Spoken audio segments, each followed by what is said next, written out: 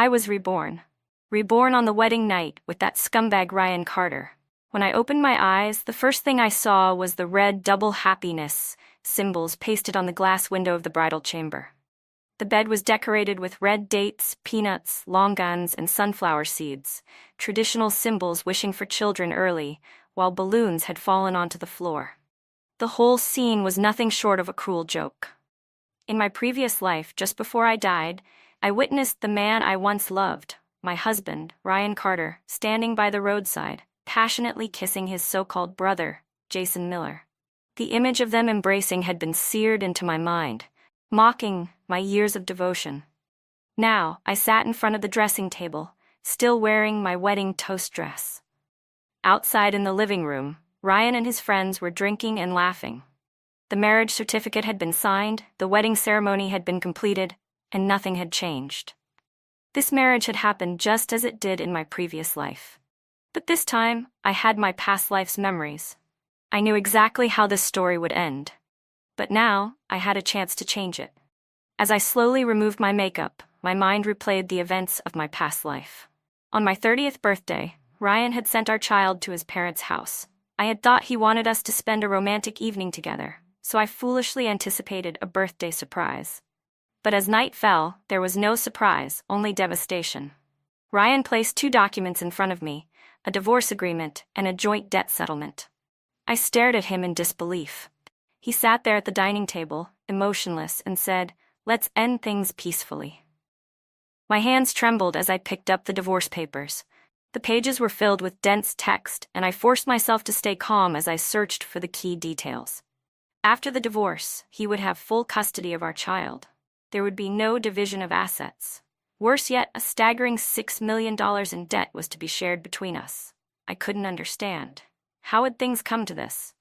Forcing myself to remain composed, I looked at him and asked, "What is this supposed to mean?" "It means exactly what you see," he replied indifferently. "I've already hired a lawyer. If you have any questions, talk to him."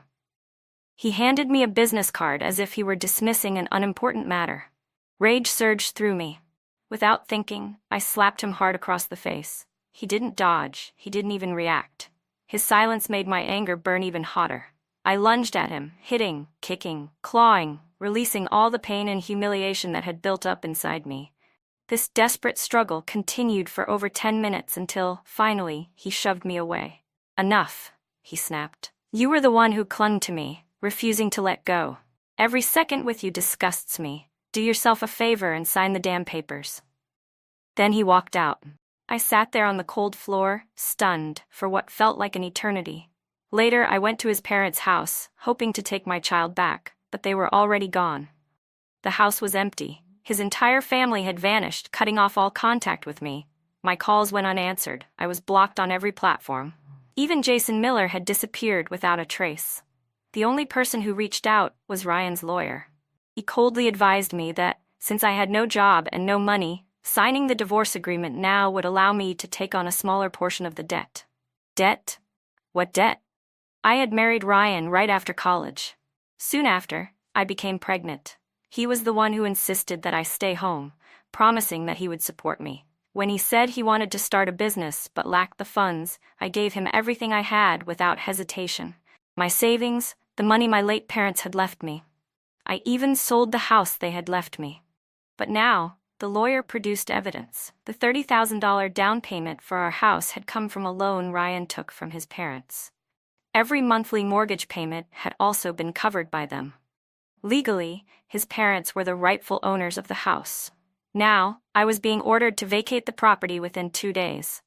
On top of that, since I had no independent income, the court would consider Ryan's earnings as shared marital assets, meaning I was also responsible for his massive debts. I tried to argue, no, that's not how it happened.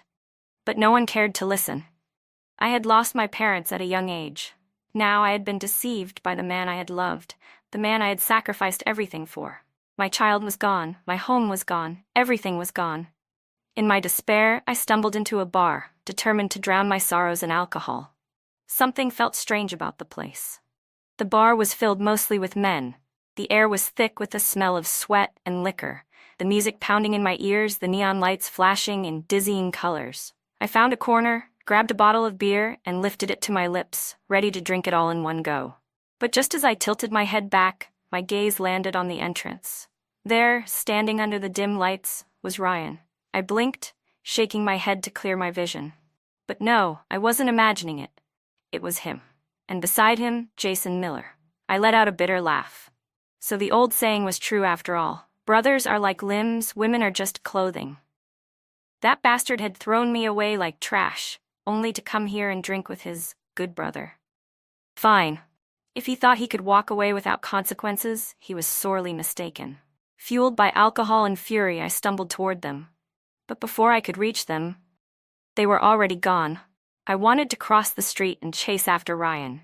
But just as I stepped onto the road, I saw something that froze me in place. Ryan Carter and Jason Miller were kissing. Two grown men. Kissing. They weren't just brothers. They were lovers. The sight hit me like a freight train.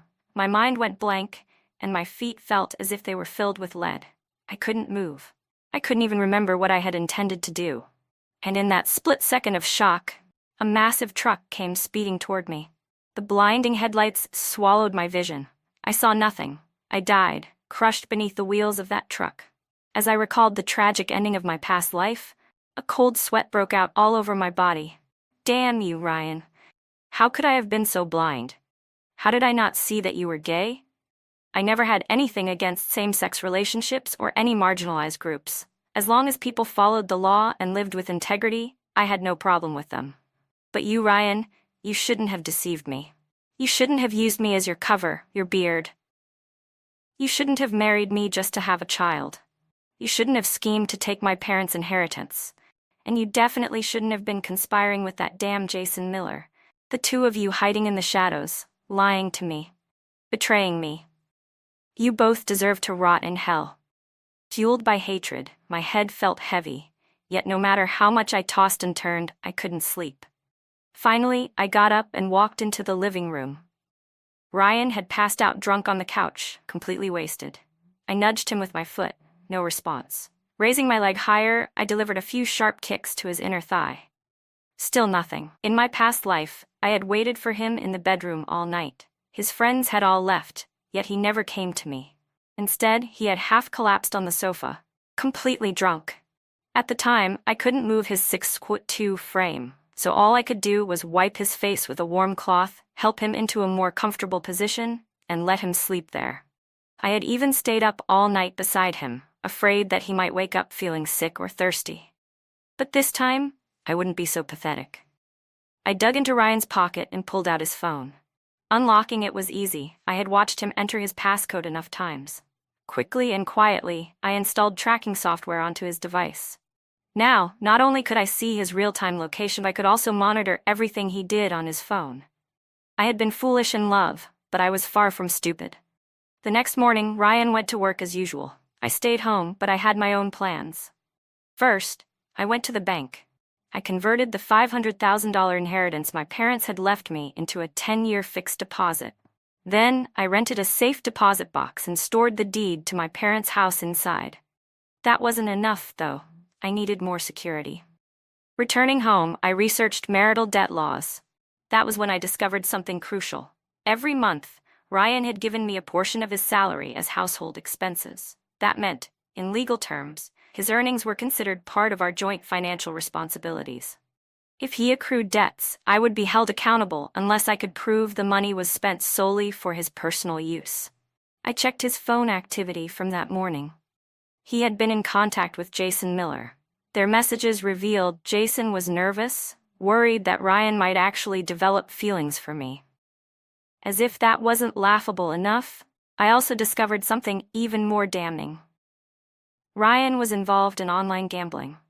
So this time, I wouldn't just sit back and let them get away with everything. Looking back, there had always been signs. I had just been too blinded by love to see them. Ryan's WeChat profile picture had always been a scene from the movie Happy Together. Leslie Chung, standing under a blue sky, wearing a white tank top. His username was simply 4. I once asked him, "Why do you call yourself 4? He had smiled at me and said, "Because I met you. You're my only one." What a joke. Jason and Ryan had been college roommates, always inseparable. Jason's WeChat name was Eins, the German word for one. Now looking back, I finally understood. Ryan's 4 had never been for me. It had always been for Jason. I had spent 3 years chasing Ryan, believing he had never dated before, because he was simply waiting for the right person. The truth? He had never been interested in women. How could I have ever realized it? Ryan had always been distant with me, never warm, never affectionate. When I asked, he had claimed, "That's just my personality." Thinking about it now, I despised my past self. I had been such a fool. And Jason, back then, I had seen him as Ryan's closest friend. To win Ryan over, I had even gone out of my way to flatter Jason, trying to befriend him. Whenever I brought breakfast for Ryan, I made sure to buy an extra portion for Jason too. They must have laughed themselves to death behind my back. How could there still be such a stupid, clueless woman in this world? If Jason Miller was worried that Ryan Carter might actually develop feelings for me, that meant they didn't fully trust each other yet. There was still a crack in their so-called perfect partnership. I needed to find a job. I went to a gallery owned by an old mentor of mine and started working part-time as a sales consultant. My role was to introduce artwork to potential buyers, and occasionally I could take on commissioned paintings myself. The work was flexible, giving me the freedom to focus on my own plans. On the surface, I remained the same as before, attentive and considerate toward Ryan, while he continued treating me with the same cold indifference. But when he found out I had started working, he immediately suggested I quit. "Jobs out there are exhausting," he said. "You have to deal with your boss, handle difficult customers, and after a whole month of hard work, you barely make anything. Why put yourself through that? Just stay home, be a full-time housewife, and we can start thinking about having a baby." The moment those words left his mouth, rage boiled inside me. I remembered my daughter's small, innocent face from my past life. From the day she was born until she turned 3, I had raised her alone. I had carried her through the early months of pregnancy with excitement, endured the anxiety of every checkup, suffered the relentless back pain and hip discomfort in the later stages, only to realize in the end that my child had been nothing but a calculated piece in their grand scheme.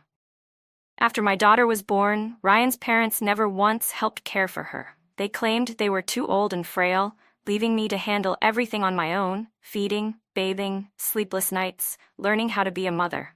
And in the end, they simply took her away from me, like I was nothing. I forced myself to suppress my emotions, keeping my voice steady so that Ryan wouldn't detect the pain hidden beneath my words. "You're right," I said gently. "Working outside is exhausting. How could I let you shoulder the burden of providing for our family alone? But we're still young. Why don't we wait a few more years before having a baby? When our financial situation is more stable, it'll be much better for us." Ryan hesitated for a moment. That was when I added, "Actually, I've been thinking about something I wanted to discuss with you. Working a regular job doesn't pay much, so I want to start my own business. Now that we're married, I want to give you a better life. I want us to have a stable future, and I want to build a home for our future child." Finally, the fox revealed his tail. In my past life, he had said the exact same thing, persuading me to take out the $500,000 my parents had left me and sell my house so he could fund his business. I played along. But starting a business in this economy is tough. We don't even have the funds to get it off the ground yet, and now you're talking about having a baby? We just don't have the financial stability for that right now. Ryan's eyes flickered slightly. "Well, my parents left me that house in my hometown. It should be worth at least $1 million, but selling it doesn't seem like a good idea." "That house is back in your hometown. We're not moving back there. If it's just sitting there collecting dust, wouldn't it be better to sell it and put the money to good use?" One of my friends introduced me to a promising business opportunity. If I had my own company, I could earn back the money from the house within 2 or 3 years. His expression darkened. "That's not a good idea. The subway is built near that house. I saw the government's announcement the other day. They're starting construction next year. The property value is going to skyrocket. Selling it now would be a huge loss." I smiled as if I understood. "All right, Then what about the $500,000 your parents left you in your bank account? He let out a soft sigh, shaking his head. I lent that money out last month. Lent it out? I repeated. My uncle's kid has a tumor and needed surgery. They were in a desperate situation, so they asked me for help. You know how it is, I practically grew up in my uncle's house after my parents passed away. He and my aunt took care of me for years. Now that they're in trouble, how could I refuse? I nodded as if I believed him. His uncle's kid really was sick, and they really had asked him for money. But the truth was, the amount was nowhere near $500,000. Ryan had only lent them $60,000, and even that wasn't his money. It was mine. I had given that money to help them. Ryan had always been indifferent toward me, never showing the slightest concern for my family. There was no way he would have gone out of his way to call my uncle to check if I was telling the truth. Seeing that I wasn't buying into his scheme, Ryan didn't push the topic any further. Instead, he turned and walked into his bedroom, clearly frustrated but unwilling to start a fight.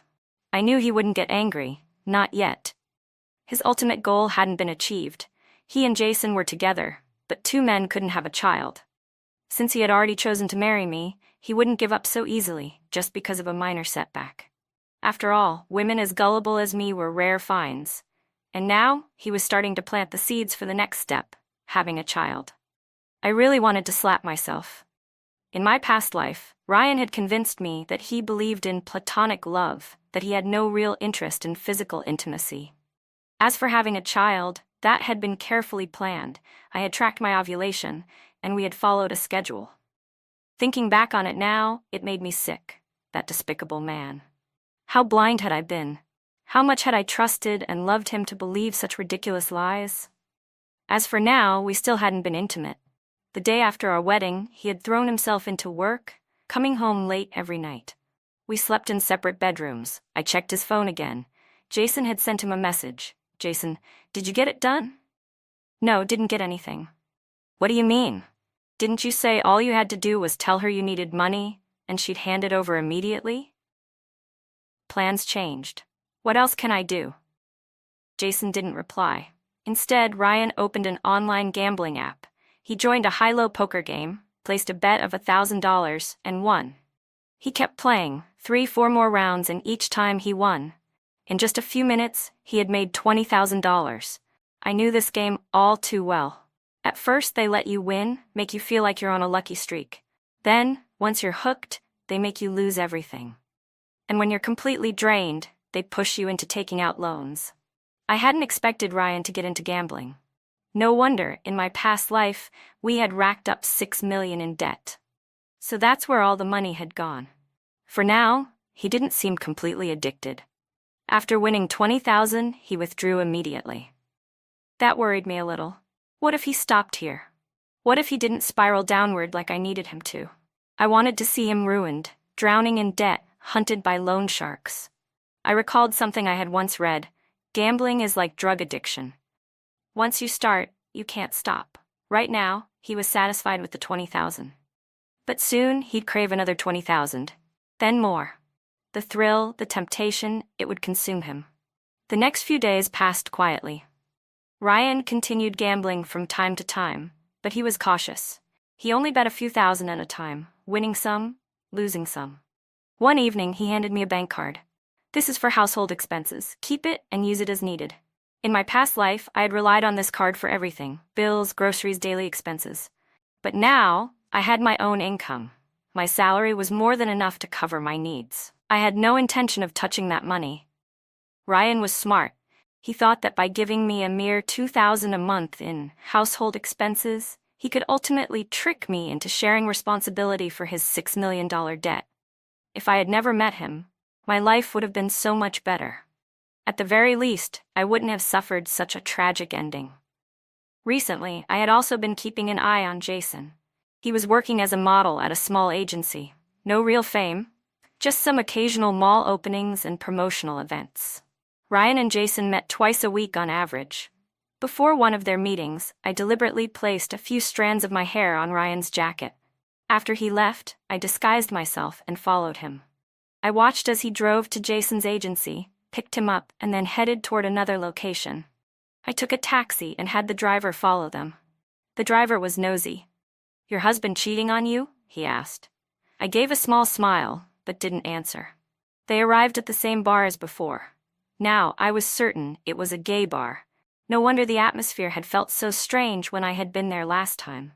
I followed them inside, pulled my hat lower, and ordered a cocktail at the bar while keeping an eye on them. They hadn't talked much before Jason suddenly spotted something: my long hair clinging to Ryan's jacket. His face darkened with anger. Ryan immediately started explaining, but the music was too loud. I couldn't hear what he was saying, only that Jason wasn't buying it. They were arguing. I found it amusing. Ryan had no problem marrying me, no problem having a child with me. But now, Jason was furious over a couple of strands of hair? Jason stood up, looking like he was ready to leave. Ryan reached out, trying to stop him. Jason yanked his arm away from Ryan and stormed off. Ryan didn't chase after him. Instead, he ordered a few more bottles of beer. I paid for my drink and walked out of the bar. But the moment I stepped onto the street, my body started trembling uncontrollably. This was the place where I had died. Right here, on this road, a truck had crushed me. In my final moments, I had watched my own blood spreading across the pavement, had seen the panicked faces of strangers running toward me. I had felt the warmth drain from my body, my limbs growing cold. I shoved my hands into my coat pockets, shrinking my neck into my collar, trying to fight off the chill. Then I turned and headed home. At 2 a.m., Jason sent Ryan a message. "Jason, I never gave you permission to touch her. Why the hell was her hair on you?" "I didn't. It must have stuck to my clothes by accident. Maybe she shed some hair on the couch and I just happened to sit there. I don't care. Whatever happens between you two, it has to go through me first." Got it. So that was it. Jason hadn't been upset before, because Ryan had his approval. But this time, he was mad because he hadn't signed off on it yet. How ironic. They were both probably desperate for money by now. Ryan hadn't been able to scam a single cent from me, and on top of that, he had gotten himself into gambling. Meanwhile, Jason's modeling career was going nowhere, just some small-time fashion gigs at mall openings. I had no doubt Ryan would soon spiral further. From his phone activity, I learned that Jason had booked a runway show for a jewelry brand. He was taking it seriously. The show was in 10 days. Ryan was such a devoted lover. Every time Jason had training at the agency, Ryan would stop by a health food store after work to pick up a low-fat meal for him. Then, he would send me a text saying he had to work late. How could I have been so stupid before? Every time Ryan told me he was working overtime, I would prepare dinner and wait for him, never daring to ask when he would be home. I was afraid he'd find me annoying, so I would just sit on the couch watching TV waiting for him. Most nights I would fall asleep there, still waiting. I had been such a naive fool. The next few days, Ryan was busy with work. After clocking out, he would go straight to Jason, leaving him no time to gamble. Then, the day of the jewelry show finally arrived. The event started at 4 p.m. Ryan had even taken the day off to be there. I had already secured a staff pass for the backstage area at the F-City Exhibition Center. I waited outside the dressing room for a long time. Eventually, Jason received a call from Ryan and stepped out to grab something. The moment he left, I slipped inside. I pulled out a small vial and poured the contents into Jason's water bottle. Laxatives, the most expensive kind. The advertisement had promised immediate effects, explosive in 5 minutes. I couldn't wait to see him humiliate himself. I just hoped he actually drank the water. Please, let him be thirsty. And just like that, the gods answered my prayers.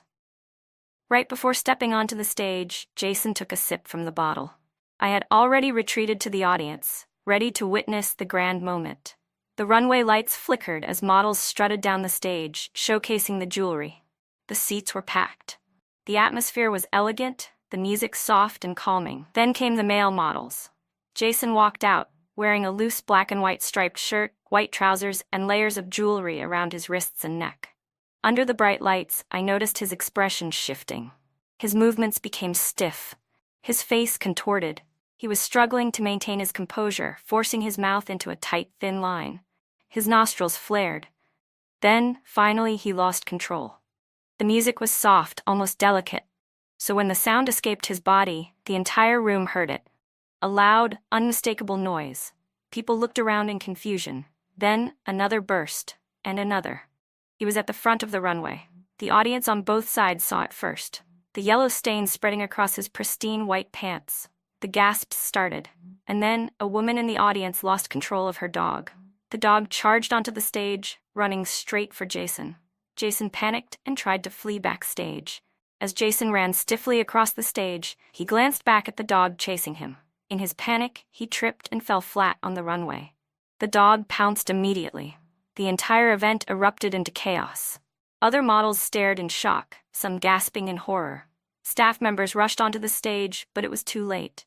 The dog bit and tore at Jason's pants, yanking and shaking its head furiously. Within seconds, his pristine white trousers were reduced to shreds, leaving him in nothing but his underwear. Jason fought back with all his strength. The dog, determined, kept tearing at the fabric. It was a battle of willpower and brute force. Unfortunately for Jason, the dog won.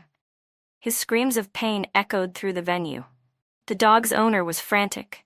But instead of worrying about Jason, he was more concerned about whether his dog might get hurt in the struggle. The fiasco dragged on for over 10 minutes before the security team managed to contain the mess. The backstage exhibitions were canceled. Meanwhile, countless audience members had already whipped out their phones, capturing every humiliating second of the disaster. Satisfied, I left and went home. Ryan didn't return that night. He was obviously busy dealing with the aftermath of Jason's humiliation. Curious, I checked online. Videos of the runway disaster were everywhere. To attract clicks, headlines read, "From luxury to lunacy, jewelry show turns into human versus dog battle." Some captions were even crueler. "Did you come to model or take a dump?" Memes flooded the internet, close-ups of Jason's distorted face as he struggled against the dog, the sheer desperation in his eyes. Just then, Ryan sent me a text. "I'm busy these next few days. Won't be coming home." I smirked. "You'd better die out there," I thought. Save me the trouble of getting revenge. Jason had completely lost face. Not only had he ruined the jewelry show, but now neither his agency nor the brand would want anything to do with him. While Ryan was busy comforting Jason, another problem surfaced. His parents called. His father had suffered a stroke and required emergency surgery. Ryan rushed home to pick me up, and we headed straight to the hospital. By the time we arrived, the surgery was already over. It had been a success, but the real challenge was post-operative care. Lying in bed, Ryan's father was hooked up to oxygen tubes. He was conscious but still weak. If his recovery didn't go well, he could end up bedridden permanently. It was a serious problem. In my past life, I had been the one to take care of him. I had painstakingly taught myself nursing skills, shuttling between home and the hospital every day. I had fed him, turned him in bed, patted his back to prevent bed sores, massaged his limbs. Caring for a patient was far more exhausting than any full-time job. By the time Ryan's father had recovered, I had lost 12 pounds from the stress and exhaustion. Now, after speaking with the doctor, Ryan and his mother looked troubled. Taking care of a bedridden patient was no small task. His mother alone wouldn't be able to handle it. Ryan turned to look at me. I scoffed. "What? Do I have something on my face? Why are you staring at me?" I ignored his pleading gaze, but he pulled me aside to the stairwell. "Baby," he started, his tone unusually soft. "My dad's condition. My mom can't take care of him alone." I nodded. "Yeah, she's getting older. She already has high blood pressure. If she pushes herself too hard, she might end up in the hospital too." Ryan sighed. "I'm at a crucial point in my career. I need to keep working hard, for you, for my parents, for our future family." I played along. "Of course. We'll work hard together." His eyes lit up. Then, "Could you quit your job to help my mom? Your work is just a side thing anyway. It doesn't pay much, and right now, the family really needs you." I smiled. "Actually, I was just about to tell you, my job is going really well. My sales rate has been improving, and my boss is planning to promote me to manager. I'll be busier soon." Ryan's face darkened. "But the family really needs you right now. Can't you make a small sacrifice for me?" I tilted my head. "Ryan, I really love my job. If you love me, you shouldn't force me to give it up." He clearly hadn't expected me to be so firm on this. Seeing that I wasn't budging, he clenched his jaw, then angrily turned and stormed back into the hospital room. Ryan's parents were just as bad as him. In my past life, they had treated me poorly, constantly belittling me. And in the end, they had helped Ryan take my child away. I followed him back inside. Eventually, Ryan hired a nurse to help during the night, while his mother took care of his father during the day. But it wasn't long before his mother started complaining. She called Ryan and me to the hospital, venting about how the nurse was unreliable. That morning, she had walked into the hospital room only to find that the bed was soaked with urine, and Ryan's father had developed sores. Her solution? Ryan would have to stay overnight in the hospital and take care of his father himself. One must learn to love themselves. In my past life, I wasted my love, my youth, and my energy on the wrong people, but in this life, I would love myself first. I had no intention of getting involved in Ryan's family mess. Lately, I had taken on a few commissioned paintings at the gallery, and I was focusing on preparing my artwork. Ryan was busy working during the day and caring for his father at night. For now, he wasn't making any other moves. But Jason, his agency, was actually trying to rebuild his image. There had to be another reason behind it. I needed to investigate. I spent some money and got insider information. It turned out Jason had caught the eye of a wealthy businessman, someone with real financial backing, like a cockroach that refused to die. I had thought the runway disaster would have completely ruined him, that he would spiral into despair. But clearly, I had underestimated him. Since Ryan was preoccupied, it was time to shift my focus to Jason. I hired a private investigator to tail him. The detective initially thought I was just an obsessed fan, but since I was offering a generous fee and Jason wasn't exactly an A-lister, he figured it was an easy job and accepted. A week later, I confirmed that the wealthy investor supporting Jason had no ties to Ryan. So, what would happen if Ryan found out Jason was sneaking around with another man? I did some research on this so-called Mr. Chen, the businessman behind Jason. Turned out he had built his fortune by marrying into wealth. Years ago, he had been a broke nobody, but after marrying a rich woman, he climbed the social ladder and became a success. Just like Ryan. Another manipulative bastard, willing to exploit others for his own gain. But photos of Jason and Mr. Chen entering a hotel together weren't enough. I needed something more scandalous, something explosive. Evidence that would utterly destroy them both. I paid the investigator even more money to dig deeper, to capture more incriminating proof. Meanwhile, Jason's gigs had noticeably increased. He was getting more brand deals, more public appearances. Ryan, on the other hand, was exhausted. His father's condition had improved. He could now turn over in bed by himself. So Ryan finally gave up and hired a professional nurse. But lately, Jason had been ignoring him. Whenever Ryan texted, Jason took forever to reply. When Ryan tried to meet up, Jason made excuses about being busy. At the same time, Ryan was feeling the financial strain. His father's surgery had cost $150,000, draining 2 years' net worth of his savings. Jason was no longer paying him any attention. Desperate and frustrated, Ryan turned back to gambling. This time, he played baccarat. He bet on the banker's hand $3,000. He lost. Instead of stopping, he doubled down. Another $3,000 on the banker's hand. Lost again, a third round, another $3,000. Still lost. In just 10 minutes he had lost $9,000. I watched him check his bank account. He only had $50,000 left. He placed another bet, this time all $5,000. This time, he won. Gambling is a drug. When you lose, you want to win it back. When you win, you want to win more. That night, he played endlessly. He won some, lost some. Even I got caught up watching, trying to predict the next round. The thrill was intoxicating. Then I caught myself. What the hell am I doing? I quickly turned off my phone. The next morning, I checked his phone records again. 2 new loan apps had appeared. The total borrowed amount? $2 million. Some people don't even earn that much in a lifetime. And yet, in a single night, Ryan had lost it all. All $2 million, completely wiped out. Since then, he had been in an awful mood, his temper short and violent.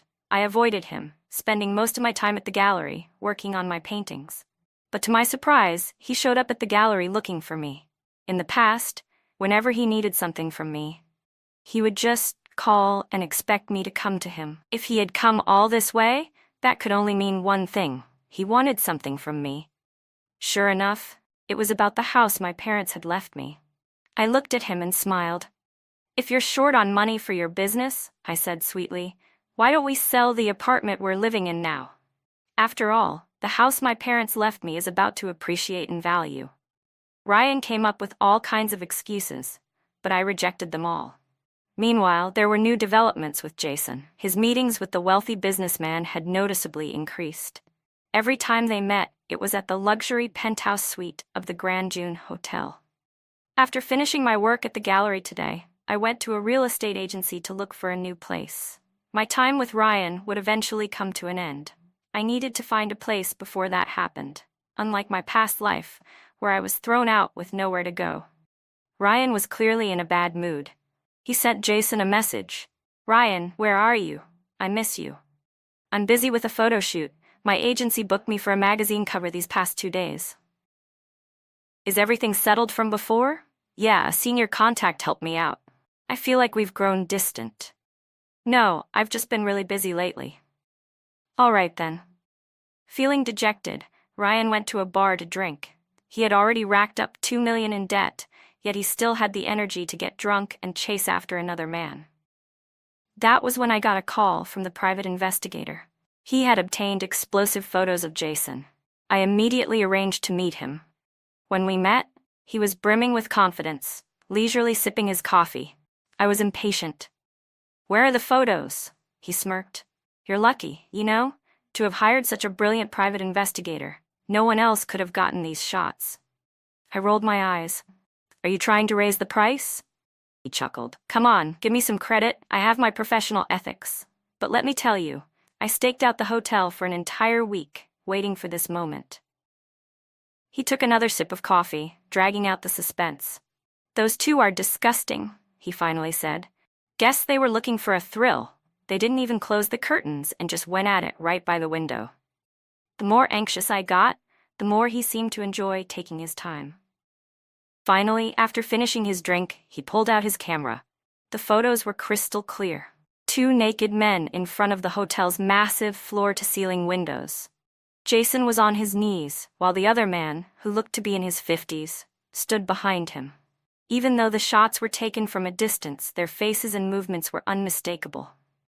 Each photo captured the details perfectly. This was the first time I had ever seen such explicit pictures. My stomach churned as if the coffee I had just drunk was about to come back up. "Ryan, you're done." The next morning, I anonymously sent the photos to every major local media outlet. A wealthy businessman and a young male model? This scandal would explode. In this era, where online engagement was king, I refused to believe that no one would publish it.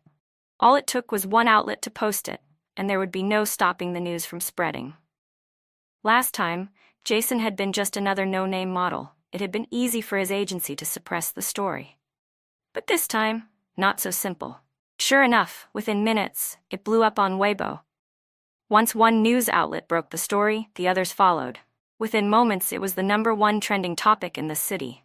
Some media outlets even dug into Mr. Chen's past. Headlines read, "The true face of Mr. Chen, the dirty secrets behind his wealth." Internet sleuths quickly uncovered Jason's past scandals, including the infamous jewelry show disaster. There was no coming back from this. 3 days after the scandal broke, the media reported that Mr. Chen and his wife had gone to the Civil Affairs Bureau to finalize their divorce. Shortly after, M Group, the company Mr. Chen had built, issued an official statement. Due to personal reasons, Mr. Chen has resigned from his position as chairman and legal representative. The vice chairman will be taking over effective immediately. As for Jason, state-run media openly criticized him, calling him out as a toxic influence in the entertainment industry. He was blacklisted. Gone. For good. Perfect. Ryan saw the trending news and lost his mind. He called Jason repeatedly, but Jason's phone was off. For 3 days, Ryan didn't come home. Meanwhile, I enjoyed my time off, lying in bed, scrolling through news updates, and feasting on the drama. I had never slept better. I had also finalized my new apartment, a cozy little single-bedroom unit. I wanted to decorate it, make it feel warm and inviting. Just as I was busy setting up my new place, Ryan called. "Why aren't you at home?" he demanded. I lied without hesitation. "I'm working late at the gallery." To my surprise, he said, "I'll come pick you up." I hurriedly hailed a cab and rushed to the gallery. Just as Ryan arrived to pick me up, I stepped out of the gallery, perfectly timed. He remained as cold and distant as ever, making it hard to read his emotions. When we got home, I was surprised to see dinner already set on the table. Since when did I ever get this kind of treatment? In the past, it had always been me hunched over in the kitchen, cooking and cleaning, while Ryan sat back like a king, waiting to be served. Clothes washed, food prepared, he had never lifted a finger. Clearly, he was trying to win me over. And sure enough, he brought up his business venture again, asking me for money. I gave him the same response as before. "No money, huh?" Did he think a single meal was enough to scam money out of me? Was his food made of gold? I had really spoiled him too much in the past. Seeing that he couldn't get any money from me, Ryan left the house. I began packing up my valuables. But as I went through my belongings, my stomach dropped. Something was missing. My gold and silver jewelry, gone. I had been so focused on preparing my new apartment that I had completely forgotten to secure my jewelry. Ryan, that bastard. He didn't even spare my jewelry? How shameless could he be? I immediately called the police. When the officers arrived, they took my statement, asking where I had last placed my jewelry, when I noticed it was missing, and who had access to the house. Go ahead and investigate. Once they had evidence of his theft, the divorce would be even easier to finalize. At midnight, Ryan logged back into his gambling account and started playing baccarat. His bank account only had $50,000 left. That had to be the money from selling my jewelry. I watched him gamble for an hour, winning 2 rounds, losing 1. By then, he had already won over $800,000. It was clear his opponents were deliberately luring him deeper into the game. I was certain Ryan wouldn't stop now. With $2 million in debt hanging over his head, he was desperate to turn his luck around and win it all back. That's how gambling works. First, they bait you. Then, they manipulate your mind. Tonight, Ryan's luck was unusually good. He kept winning. By the end of the night, his winnings had reached $2.3 million. Wait, something feels off. Why are they letting him win so much? Aren't they afraid he'll cash out and leave? That nagging suspicion stayed with me until the next afternoon. After work, Ryan attempted to withdraw his virtual winnings into his bank account. Transaction failed. Panicked, he contacted customer support. The response? Due to the large transaction amount, withdrawals are limited to $50,000 per day to avoid freezing your bank account. Ryan immediately tested the withdrawal system, and sure enough, he was able to take out exactly $50,000. Frustrated, he messaged customer service again. "How do I withdraw all of my money faster? I need it urgently." The reply came swiftly. Each bank card has a daily withdrawal limit of $50,000. You can link additional bank cards for faster transactions. Other people's bank cards can also be used. I stiffened. Are they laundering money? I need to make sure my bank accounts are safe. Luckily, Ryan didn't have my bank details. Following their instructions, Ryan linked 6 of his own cards, 4 of his parents' cards, and 2 of Jason's. Modern technology was terrifying. With just an account name and a bank card number, no personal verification or password was needed to process transactions. It was horrifying.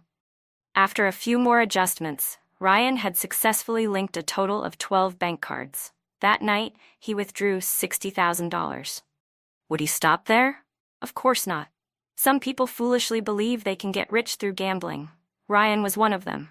That night, after coming home from work, he logged into the site again and started gambling. This time, his luck had turned. Every bet he placed, he lost. In just a few hours, all the money he had yet to withdraw was gone.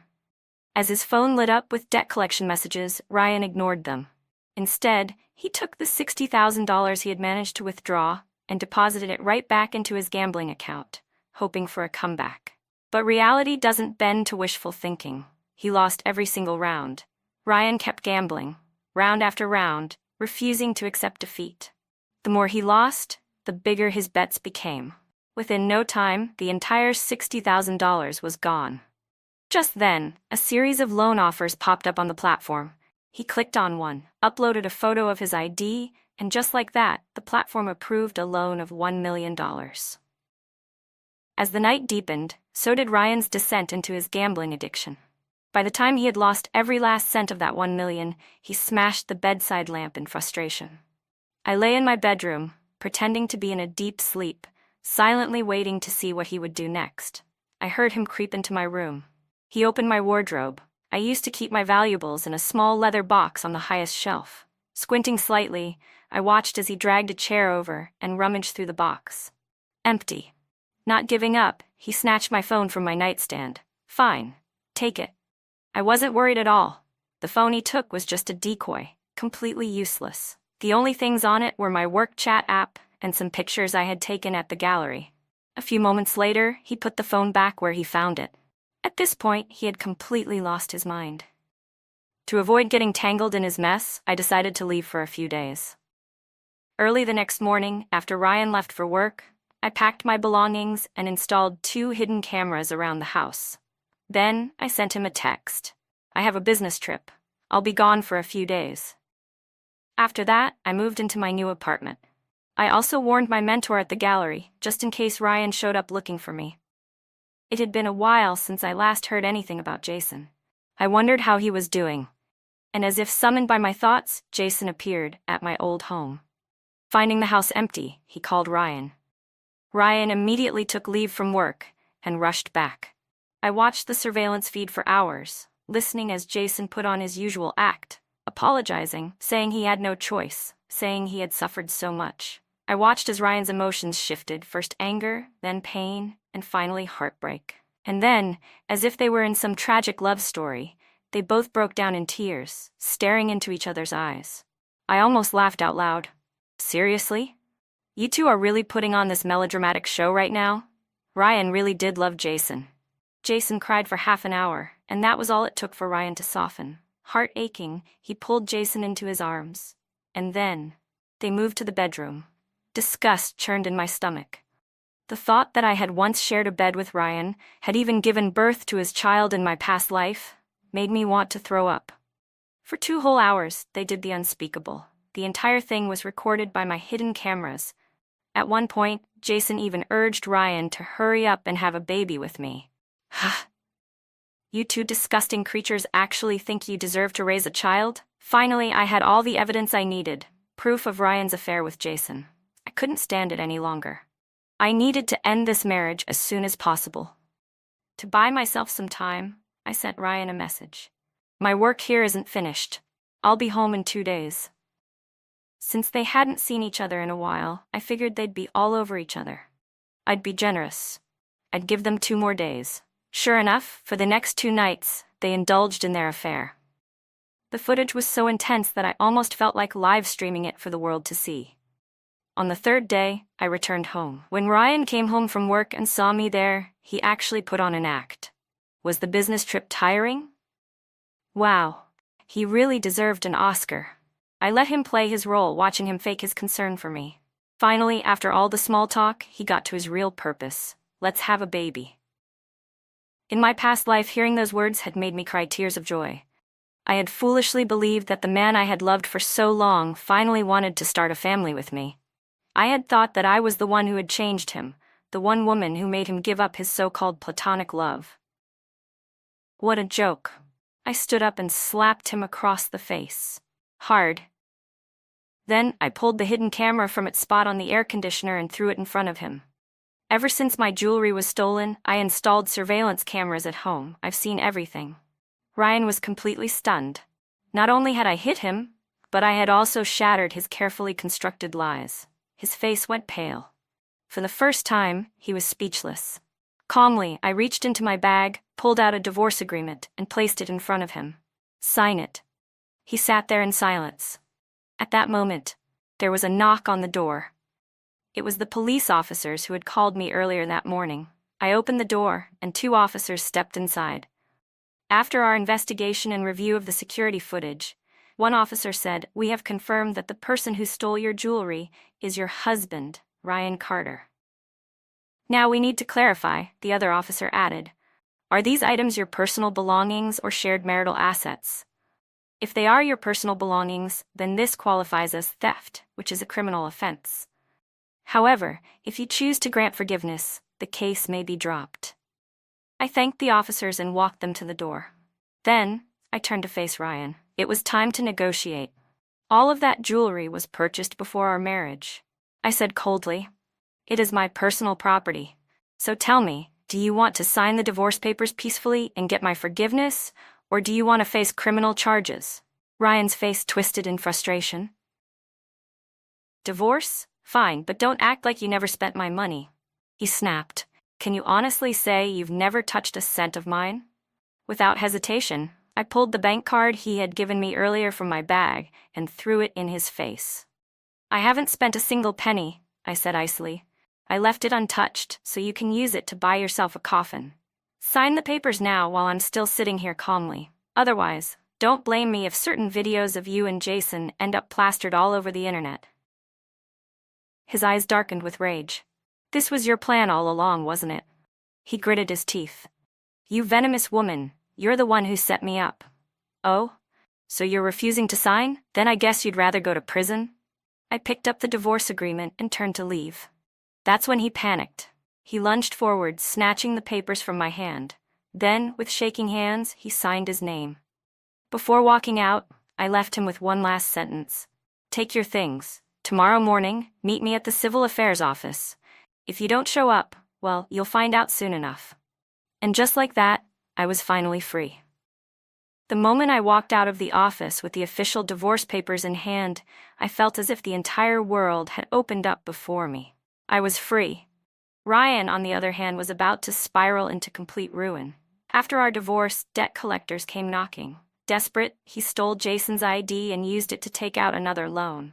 Then, like the fool he was, he gambled it all away, losing again and again.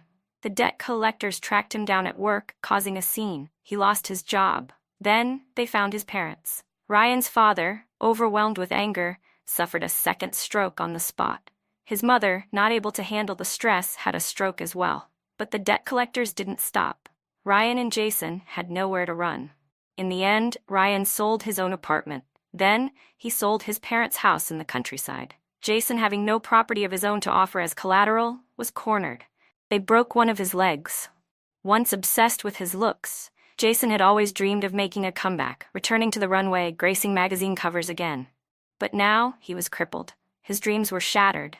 He hated Ryan for ruining his life, for taking everything from him. And Ryan, he completely lost his mind. On a bright, sunny day, he snapped. He started wandering around the local market, scavenging scraps, picking up an apple here, a rotten carrot there. One day, after stealing 2 steamed buns, he was caught and beaten. His leg was broken in the process. The market vendors grew fed up and reported him to the community authorities. The local government sent a vehicle to pick him up and placed him in a shelter. From that day on, I never heard of him again.